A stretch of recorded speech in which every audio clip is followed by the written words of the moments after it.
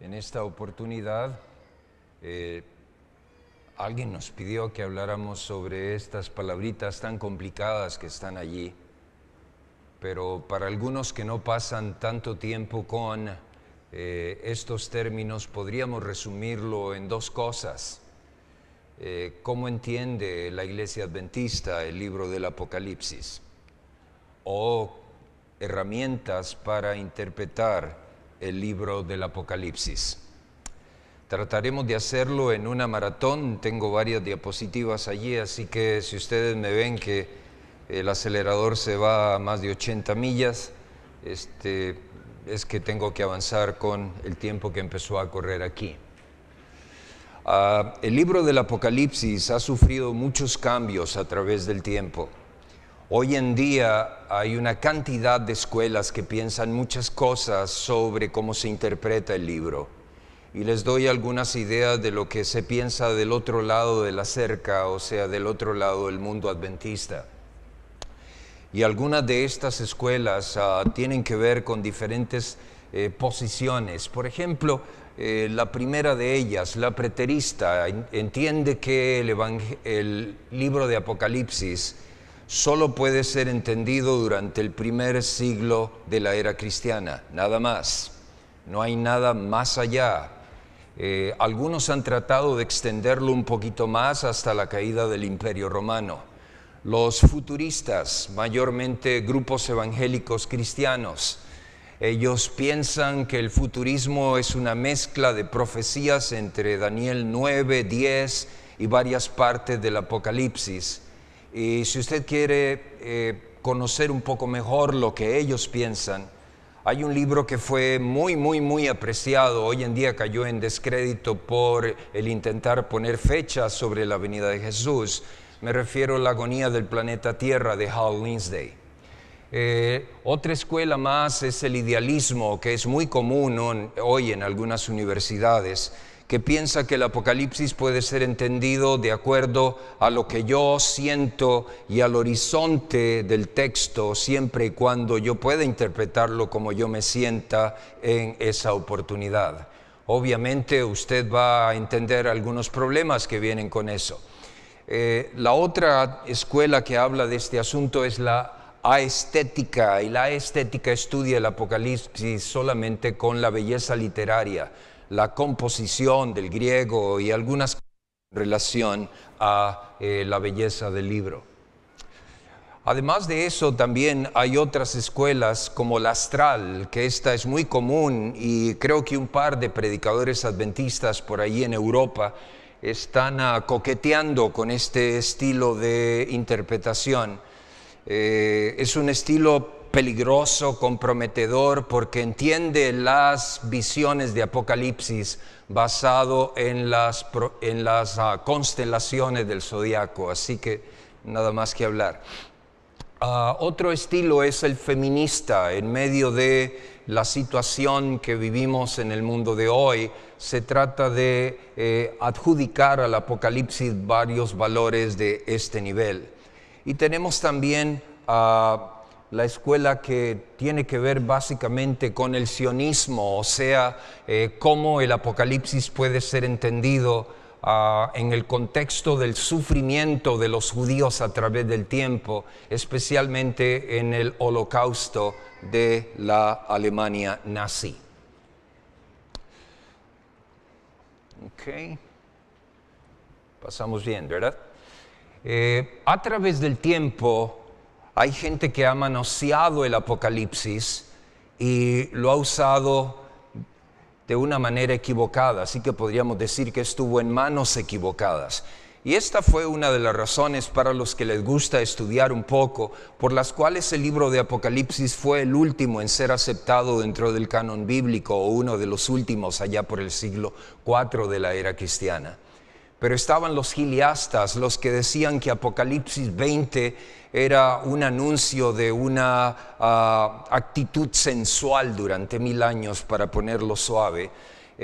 Los valentinianos hablaban de que el Apocalipsis debería interpretarse en manera gnóstica, o sea, en manera dándole a Jesús la identidad de una fuerza, no del Dios hecho hombre, como lo conocemos a través de los evangelios.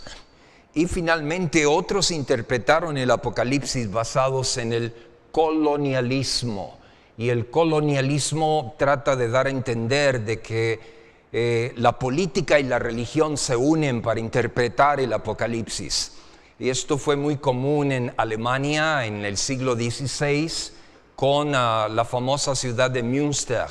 Y en la ciudad de Münster los clérigos se unieron con los políticos para que en las predicaciones, en los sermones, en diferentes conversaciones, los párrocos y clérigos anunciaran que Münster había sido anunciada como la nueva Jerusalén en la tierra.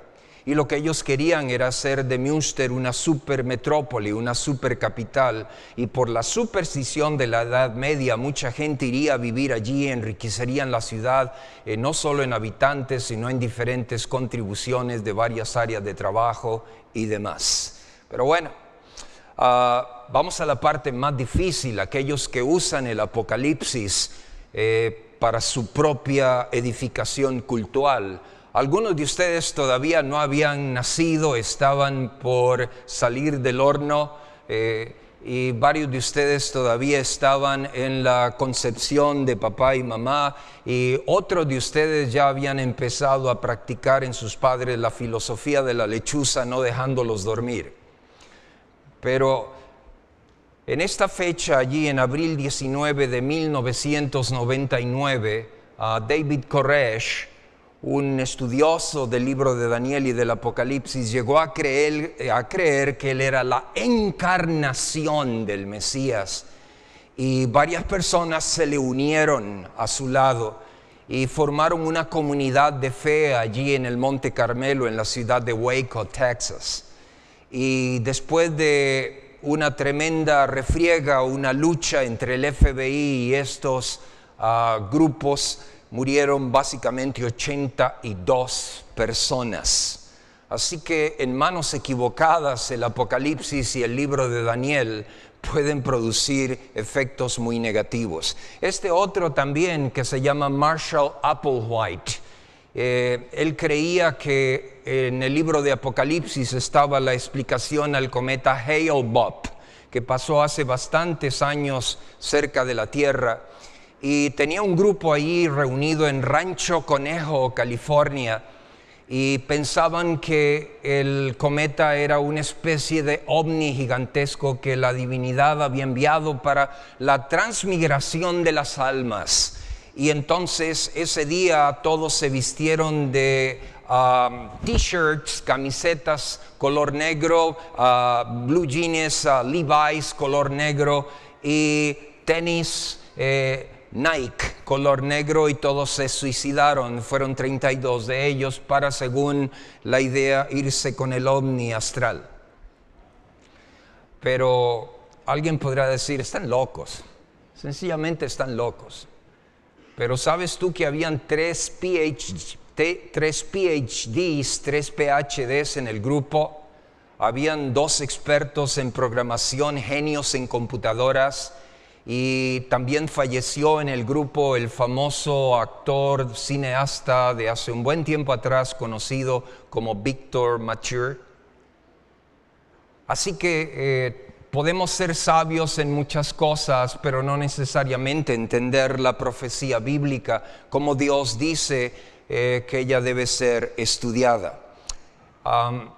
Otro detalle más que podemos observar aquí, pasando ya al lado positivo, es lo que Elena de White dice acerca del libro del Apocalipsis.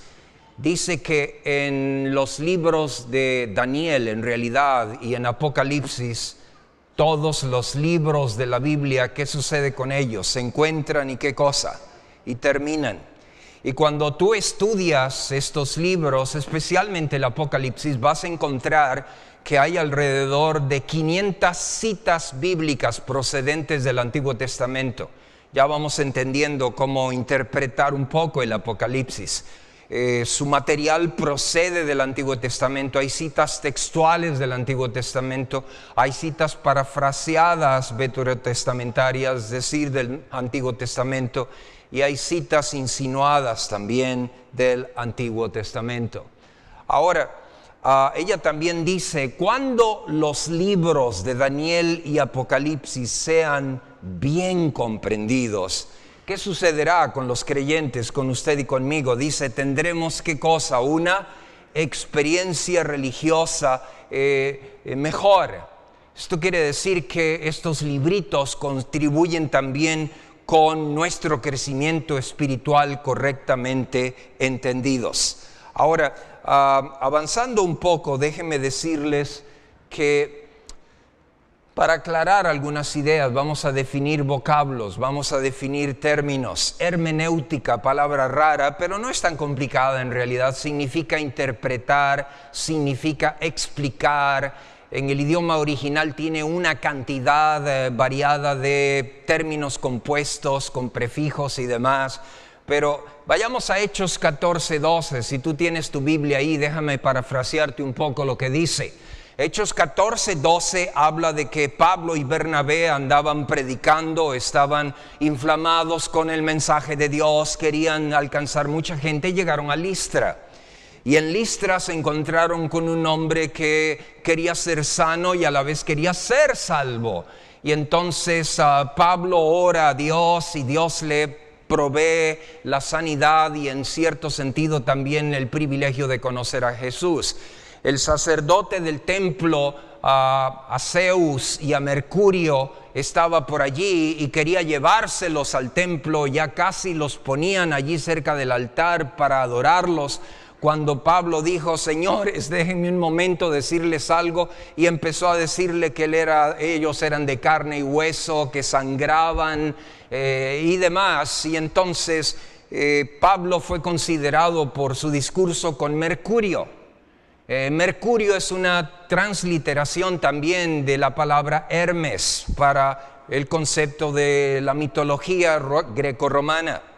Y Hermes es también un pariente lejano en la mitología. La palabrita Hermes es un pariente lejano de la palabra hermenéutica, porque se supone que Hermes, Mercurio, era el mensajero de los dioses. Él llevaba los comunicados de los dioses, llevaba el mensaje de los dioses. Y entonces Pablo, que se ganaba el pan con el sudor de la lengua bien, entonces él sencillamente habló y le dijeron, tú eres Mercurio, tú eres Hermes. Así que para motivos bíblicos, hermenéutica quiere decir cómo interpretar el texto bíblico, cómo interpretar la palabra de Dios. Nosotros los adventistas del séptimo día usamos el método histórico gramatical. En ese método, vamos a mirar otra diapositiva después, pero este método dice que la Biblia es su propio intérprete y la Biblia debe interpretarse además de textualmente, contextualmente, con un contexto inmediato, mediato o también de cierta extensión. Otra cosa más que debemos valorar en el método histórico gramatical es que cuando viene a profecía, Dios utiliza la historia como profecía cumplida y la profecía como historia sin cumplir para ciertos eventos históricos que tienen que ver directamente con el pueblo de Dios y su lucha contra el bien y el mal aquí en la tierra, entre el bien y el mal aquí en la tierra, debo decir. Así que no todos los eventos históricos entran en este paquete, solamente los que tienen que ver con el pueblo de Dios, el desarrollo del pueblo de Dios a través de la historia, el hilo de oro del cual hablamos sobre la interpretación de la palabra de Dios. Ahora, pensando en esto un poco, entonces es necesario que al estudiar el Apocalipsis tengamos dos ideas básicas provenientes de cómo interpretar profecía. Siento como que alguien me habla en la espalda, así que ya yo sé que mi tiempo está terminando, pero profecía clásica es un término muy usado cuando estudiamos la Biblia. allí en el edificio de 2 pisos. Profecía clásica es una cosa y profecía apocalíptica es otra cosa. Entonces vamos a tratar de vislumbrar esa idea un poco para que podamos avanzar en el concepto. En la profecía clásica el alcance es limitado. Voy a resumir, compactar para avanzar. En la profecía clásica el alcance es limitado. Cuando tú lees Isaías, Jeremías, Ezequiel, ciertos profetas, vas a encontrar que sus profecías son de orden geográfico. Alcanzan el antiguo cercano oriente y a veces unos poquitos kilómetros más en sus alrededores. Las profecías que ellos tienen también son de corta duración. No se habla de milenios o de una cantidad de cientos y cientos de años. Es tiempo corto, son profecías que se cumplen en manera corta. Sus símbolos son mayormente dados para el área geográfica donde ocurren esos eventos. Y al igual que ocurre con la profecía apocalíptica, los símbolos cuando se usan seres humanos en ellos son graciles. O sea, no tienen apariencias toscas de monstruos híbridos.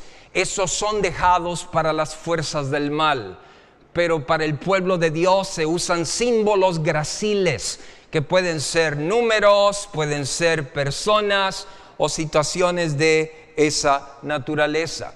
Y tú puedes entonces observarlo, por ejemplo, allí lo que he mencionado. Voy a correr un poco más con el tiempo. Y llegamos aquí a este ejemplo que he escogido. Son los 70 años del cautiverio babilónico. ¿Recuerdas que Dios estuvo enviando profetas?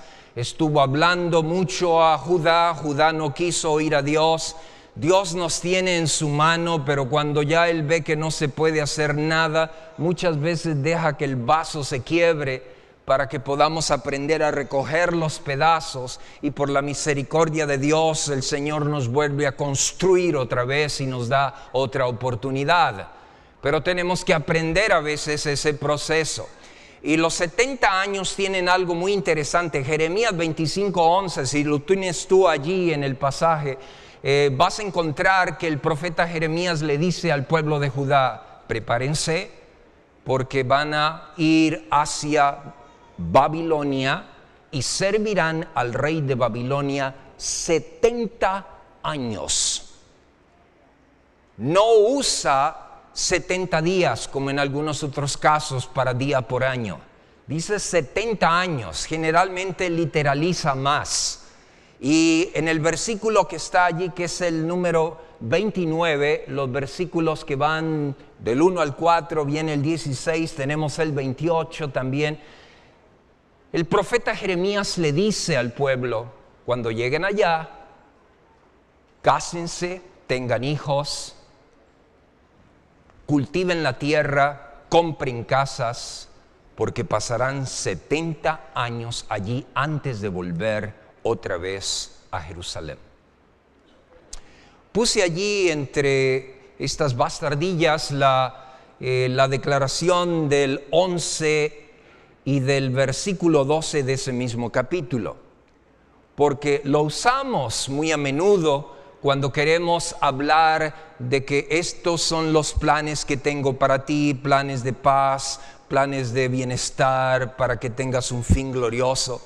Claro, eso suena bien si pensamos hoy que puede cumplirse mañana o pasado mañana, o aún algunas veces puede ocurrir estilo McDonald's o Burger King, que es drive-thru, lo ordenas aquí y en 5 minutos lo tienes. A veces puede ocurrir así, pero no siempre.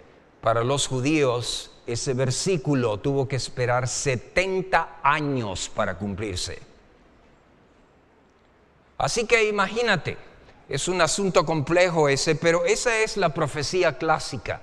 Y este es un cuadro del pintor James Tissot llamado La huida al exilio, que refleja ese tiempo en el cual el pueblo de Dios debió estar exiliado allí con ese anuncio de la profecía clásica. Ok, entonces Vamos a ver ahora el símbolo para concluir esta sección e ir a la otra rapidito y terminar. Vamos a la simbología en las profecías clásicas. Dijimos que son periodos cortos y son bastante específicos. Recuerden ustedes allí que Génesis 6:3 le dice Dios a Noé y al hombre de días antes del diluvio, años antes del diluvio serán sus días, ¿cuántos? 120 años. Preciso, claro, sin mayor dificultad. Cambia un poco el sistema cuando llegamos a Génesis 41. El faraón tiene un sueño. Ese sueño no fue producto de comerse 5 hamburguesas tamaño king size. Ese fue un sueño divinamente otorgado. Y el faraón entonces llega a ver 7 vacas gordas que son devoradas por 7 vacas enjutas. Y ve entonces 7 espigas de trigo lozanas que se pasean al moverse el viento y 7 espigas de trigo famélicas sumamente desagradables que las devoran después. Y cuando tú lees allí en los versículos 25 hasta el 32, tú encuentras que José le dice a Faraón, los 2 sueños son ¿qué cosa? Uno mismo. Y el hecho de reproducirse 2 veces significa que Dios lo va a hacer. Pero ese sueño era para Egipto exclusivamente y para el mundo de la época es un microproceso allí. Y dice que de todas partes de la tierra venían a Egipto a proveerse de alimento. Pero está siendo específico, son 7 años en forma general.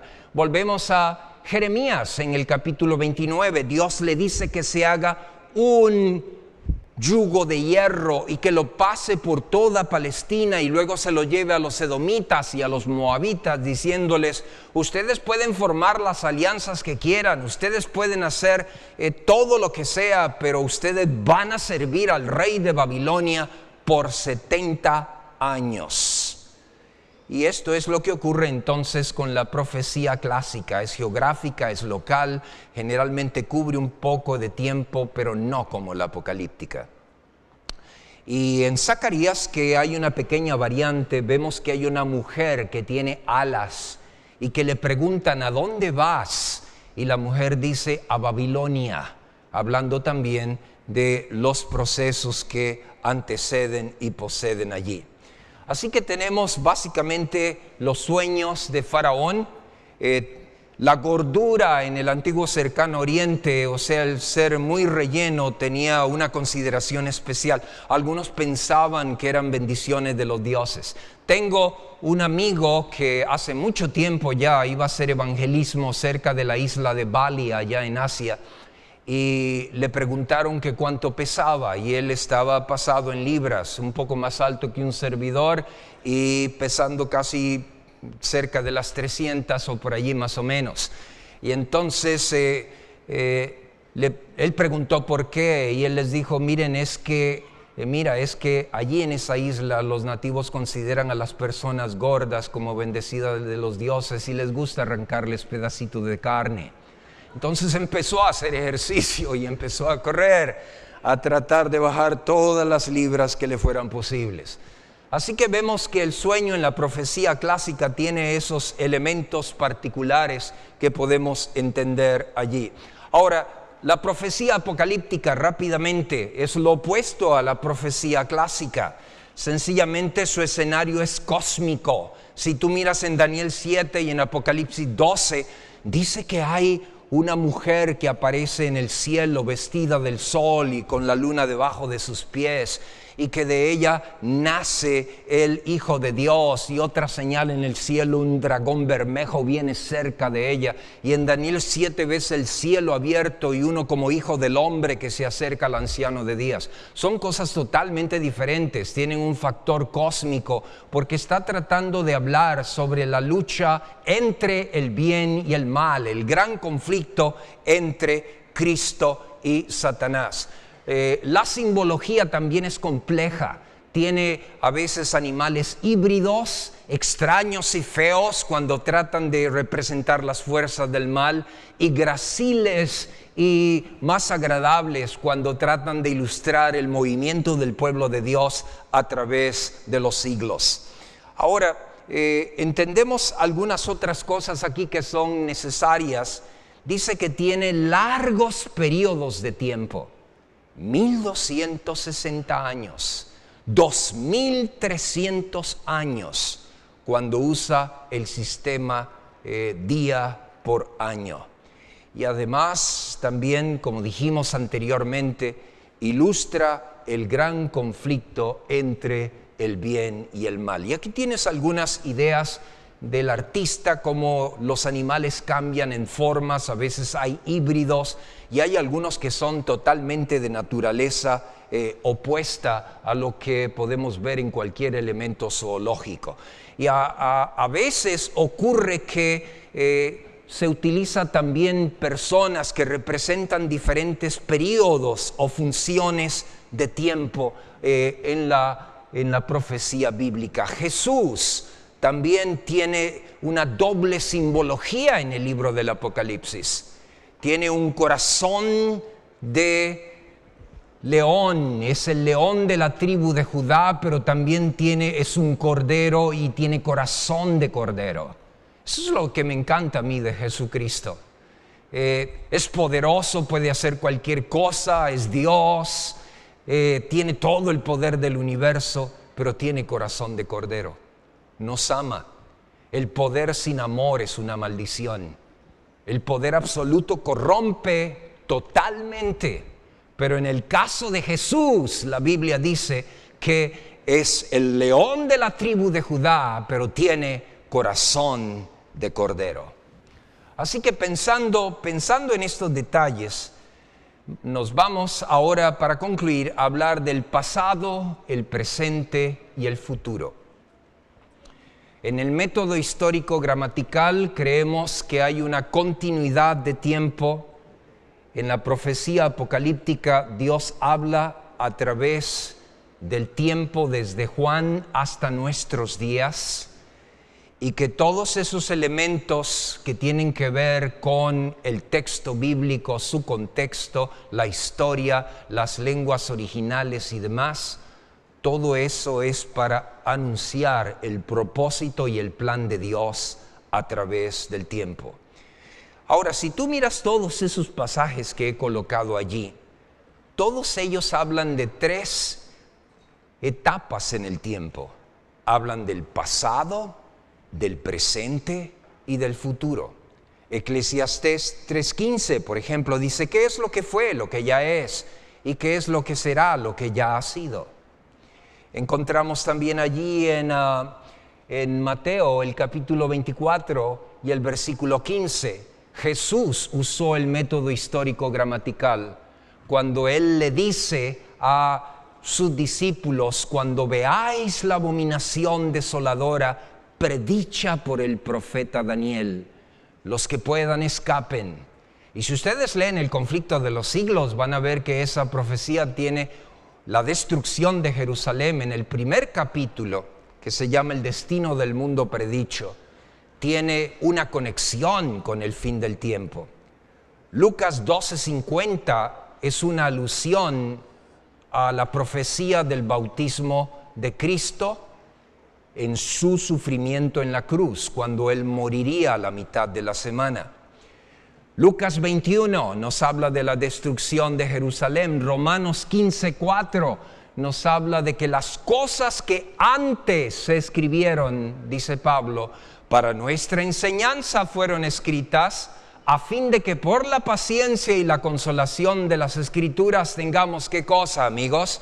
Tengamos esperanza. Y en Primera de Pedro, el capítulo 2, los versos 19 al 21, el apóstol Pedro dice que es como una antorcha que alumbra en lugar oscuro. No sé si has entrado en cavernas como la Gruta del Mamut, allí en Kentucky, o en algunas otras grutas. A veces te dan una antorcha y conforme va la luz, tú te vas moviendo. y cuando sales miras la claridad del día. Pedro está ilustrando eso, el proceso de la profecía bíblica que avanza a través de la historia en consonancia con los planes de Dios hasta el día en que Jesús regrese por segunda vez. Y el Ellen G. White también dice lo mismo en estas dos obras, cuando ella destaca que el pueblo de Dios a través de los siglos se mueve dentro de lo que se llama el continuum, o sea, el plan de Dios para la salvación de los individuos. Y ese es el anuncio, todo lo que comienza debe de terminar. Así que esto es lo que usa la Iglesia Adventista: la historia, el texto bíblico y su contexto, los idiomas originales y el don de profecía. No te confundas con lo que algunos quieren decir, que nosotros hemos heredado de Mesopotamia las tradiciones de diferentes semidioses como estos de los sumerios o más. En la Biblia no aparece Dios ni Jesús con escamas de pez ni siendo un pájaro a la vez. La Biblia lo presenta como el Dios hecho hombre encarnado. Y en algunas otras ciudades asirias como en Koshaba aparece un ser humano de esta manera representando a un ángel, pero los ángeles en la Biblia no son representados así. Si quieres tener algún tipo de literatura que te pueda ayudar, te recomiendo cada uno de esos libritos que están allí. Pueden expandir tu idea sobre lo que es el método histórico gramatical. Y recuerda que Jesús ahorita mismo está en el santuario de los cielos y algún día regresará por su iglesia. Pidámosle a Dios, vivamos para Él, para que cuando el día llegue, todos estemos en ese grupo. Dios les bendiga.